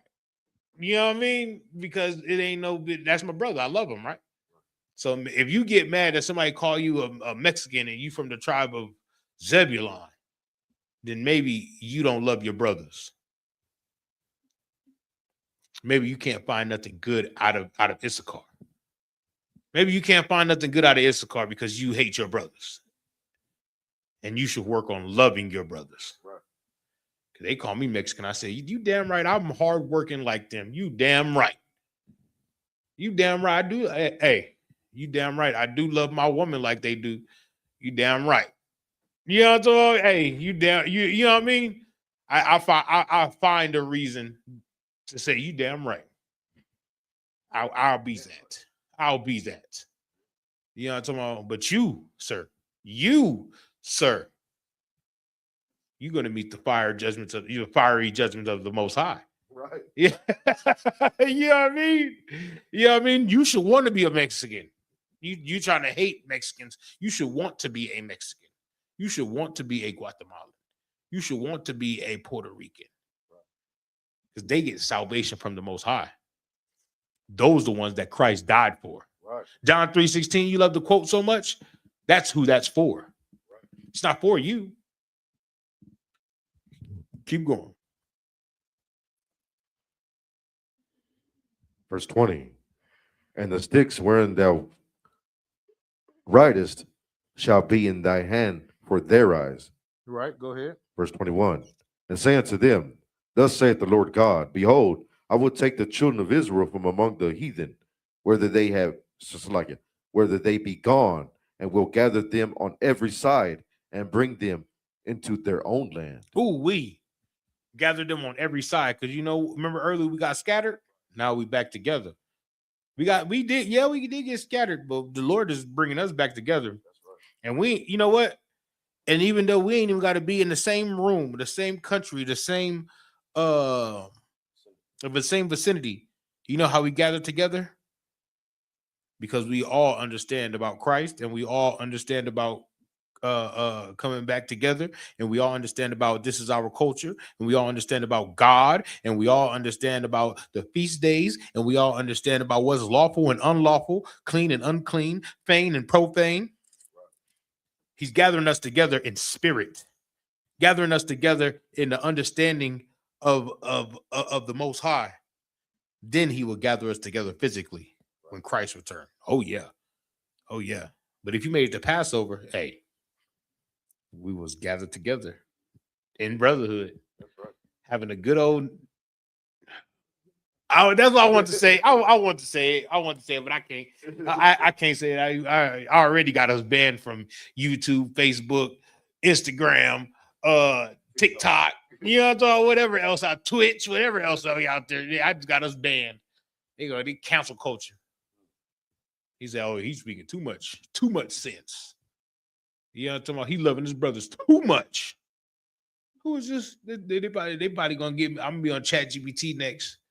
They gonna have me a whole. They like who is the guy that's bringing the kingdom together? Who is that? You know what I mean? Because look, I say L.A. Probably L.A. like L.A., San Diego, San Antonio, probably Phoenix. We're like at the forefront. I'm not gonna say forefront, but we're like at the epicenter of bringing Northern Kingdom and Southern Kingdom together, type deal. Right. You know what I mean? Where we understand the culture of the Northern Kingdom, and Northern Kingdom understand. You know what I mean? They are like, but it's not like that everywhere. Here it's like, if I may. Okay. Here, like you see, of course, during time of fiesta, right? Right. You see the culture of so-called Hispanics being broadcasted out, right? Even when we went to fiesta, right, it was both black and Hispanic there, right, even though it was supposedly a mainly Hispanic event, right? And you know, even in amongst the hip hop culture here in San Antonio and Houston and like South Texas, right? Right. You see Mexicans rapping like blacks. Right. I mean, our cultures are intertwined here. I know. Yeah. I know. That's what I'm saying. We at the forefront. I'll take it. I'll be that. Call me Mexican any day of the week. Hey, si se puede, yo. Yeah. You're the orderly. Simonos. Real talk. Real talk. Damn right. Damn right. I am him, and he is me, and I am thee, and we are together. Damn right. You feel me? We are the Israelites. That's right. That's it. You feel me? Keep going. I think there's more. Keep going. Verse 22. And I will make them one nation in the land upon the mountains of Israel, and one king shall be king to them all. Ooh-wee. And they shall be no more two nations, neither shall they be divided into two kingdoms any more at all. Verse 23. Neither shall they defile themselves any more with their idols, nor with their detestable things, nor with any of their transgressions, but I will save them out of all their dwelling places wherein they have sinned, and will cleanse them. And will what? Cleanse them. Ooh, wait, the Lord's going to clean you. You think you filthy and dirty now? Well, the Lord is going to clean you. All you have to do is come in here and do what the Lord says. All you have to do is come in here and do what the Lord says, and you will be thy cleaned. You just can't be BSing. You can't be BSing. You have childhood traumas. Well, you come in here, you can get that cleaned off. You have an alcohol problem, you can come in here, you can get that cleaned off. Drug problem, you can come in here, you can get that cleaned off. Let's say you had a problem with sleeping with many different men. You can come in here, you can get that cleaned off. You can fix yourself. You can get fixed. This is the place to do it. But you have to be serious. You can't be BSing. Can't be BSing. Can't be here 4 or 5 years and still act the same way you've acted when you first came in here. Because the Lord will roll you up and roll you out, spew you out of his mouth, because you're not serious about the Lord's business. Keep going. So shall they be my people, and I will be their God. Right. Ooh, go ahead. Verse 24. And David my servant shall be king over them, and they all shall have one shepherd. They shall also walk in my judgments and observe my statutes, Right. and do them. Ooh. Go ahead. Verse 25. And they shall dwell in the land that I have given unto Jacob my servant, wherein your fathers have dwelt, and they shall dwell therein, even they and their children and their children's children forever. For how long? Forever. He said your children and your children's children, because you're not doing this for yourself. You're doing this for your children and your children's children and your cousin's children, your brother's children. You're doing this for the people that's out there that probably will never come in here, but their children will. Their children's children. You dig what I'm saying? Go ahead. And my servant David shall be their prince forever. Right. Verse 26. Moreover, I will make a covenant of peace with them. It shall be an everlasting covenant with them. And I will place them and multiply them, and will set my sanctuary in the midst of them forevermore. My sanctuary in the midst of them forever. Go ahead. Verse 27. My tabernacle also shall be with them. Yea, I will be their God, and they shall be my people. Right. Go ahead. Verse 28. And the heathen shall know that I, the Lord, do sanctify Israel, when my sanctuary shall be in the midst of them forevermore. That the heathen will know. The enemies that we talk about will know that the Lord is with you. That we go out to camp. You know, remember that day that white man was beefing with Captain Kataza? He looked at, he said, you have the spirit of God. You know, so look, I ain't even say nothing. I didn't have to say nothing. I was just sitting there. Like, you better not cross that line. You better not cross the line. He looked at me and you have the spirit of God. I ain't gonna say thank you. I want to say I know, but I kept my discipline. I'm gonna say nothing. You know what I mean? You dealing with Captain Kataza. You know what I mean? A mighty man. One of the mightiest. You know what I mean? I'm gonna sit here and be on his side like I'm gonna be for the rest of eternity. I guess you're gonna call it. You know what I mean? Whatever he says, I say, come on, sir, and just do it. No sweat. Come on, sir. Get it done. You dig what I'm saying? That's how most of us need to be. That's how all of us need to be. You feel me? Is there any questions? Can you go check online? Any questions? Any questions in the room? Any questions in the room? Of course, you ain't got no questions, man. You ain't got no questions, man. Stop that. I ain't got no questions, man. No questions online? La, sir. There's no question, but we have a comment from a heckler. Ooh. What This he is say? Jessup Smith, and it says racist cult. Hey, God is racist. Right. You know what I'm talking about? God is racist. Ooh, we. I mean, I could be racist. I mean, that's fine with me. I'm not hurting nobody though. I didn't string nobody up and hang up from a tree. You know what I mean? Nothing like that. I just prefer my people. I'm just saying. I don't hurt nobody else. I don't hurt nobody by loving my people. And if we racist, you must be racist too. Because anything I said today, all I said was about blacks, Hispanics loving each other. Right. And if you think that's racist, then yeah, you must be racist. You don't want blacks and Hispanics to love each other. You maybe you want blacks and Hispanics to kill each other. You know what I mean? I don't want that. I want blacks and Hispanics to come together and be great like they've always been. Right. Like they've always been. It ain't my fault y'all put drugs in our neighborhood.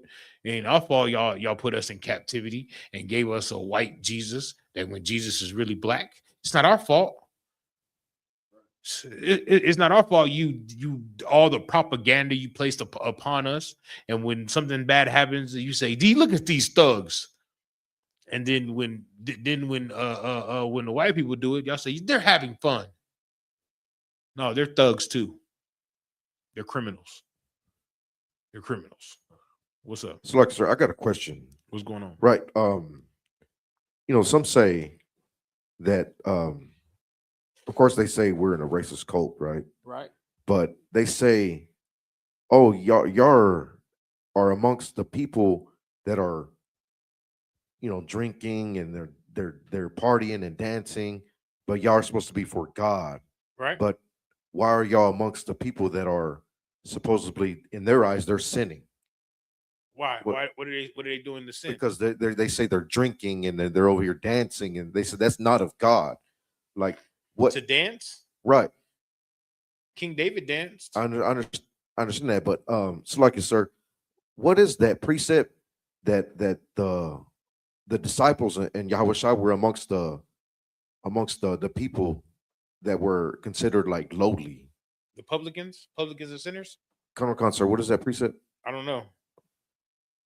Google, look it up. Come on, sir. Your Google machine. My Googler.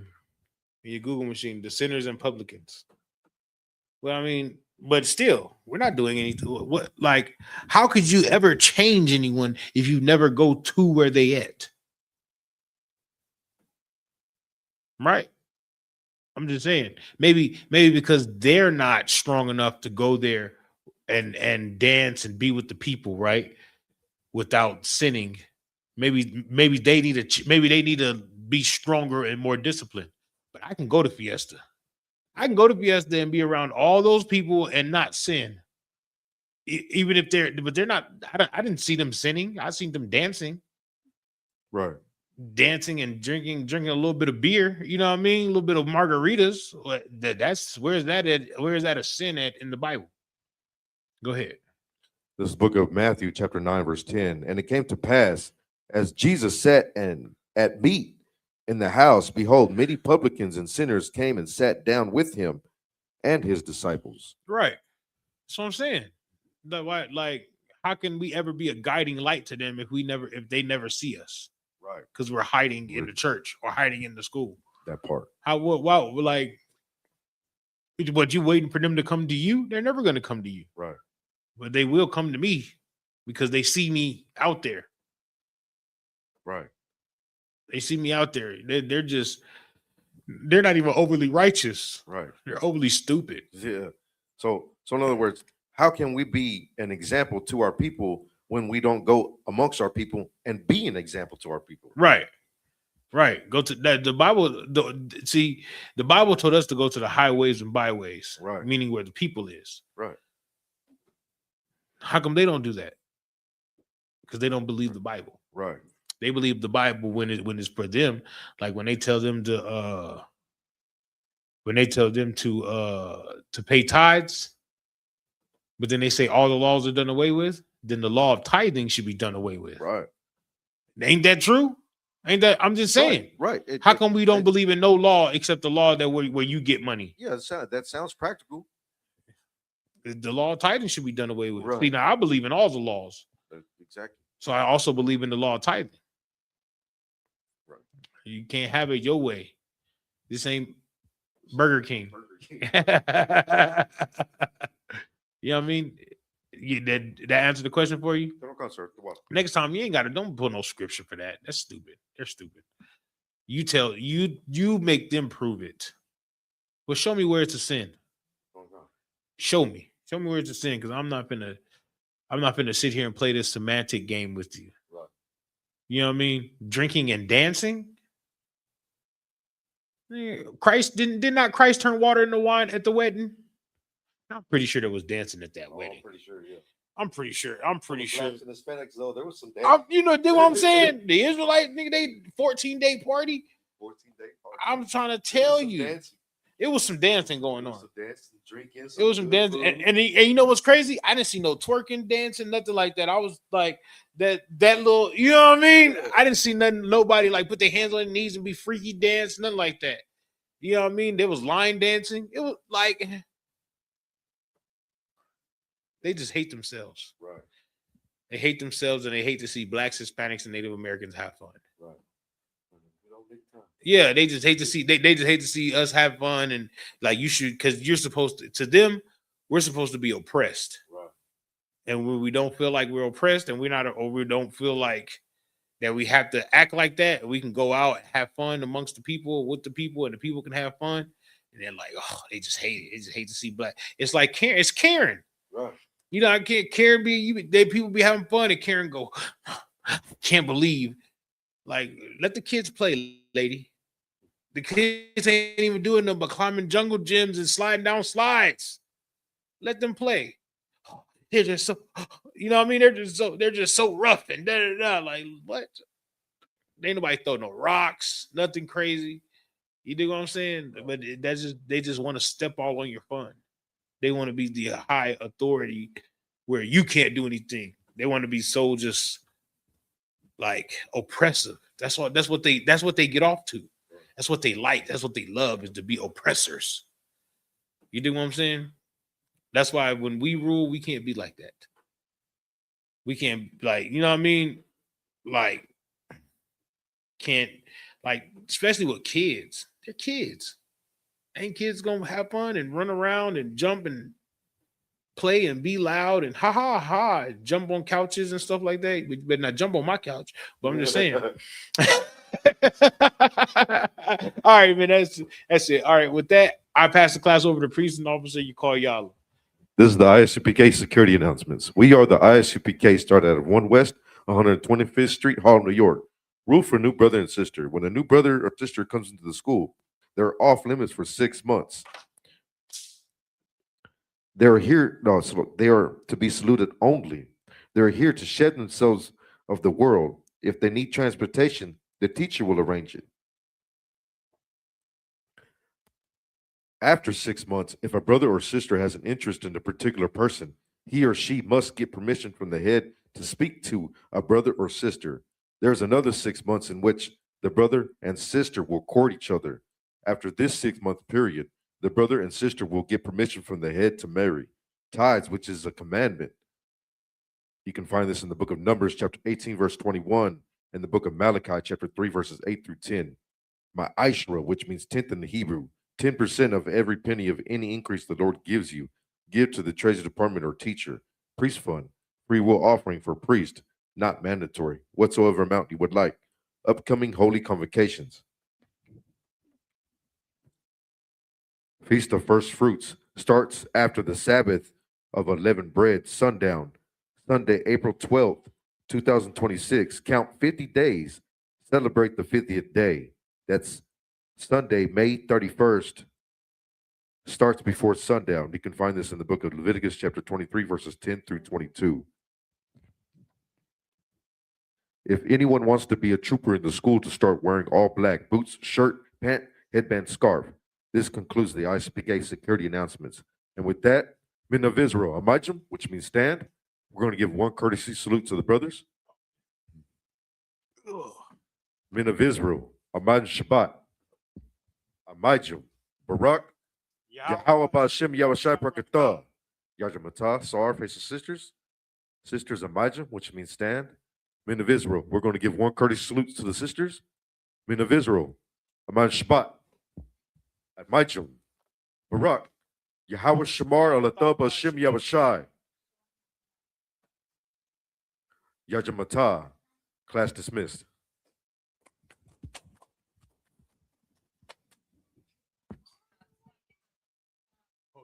Hold on 1 second.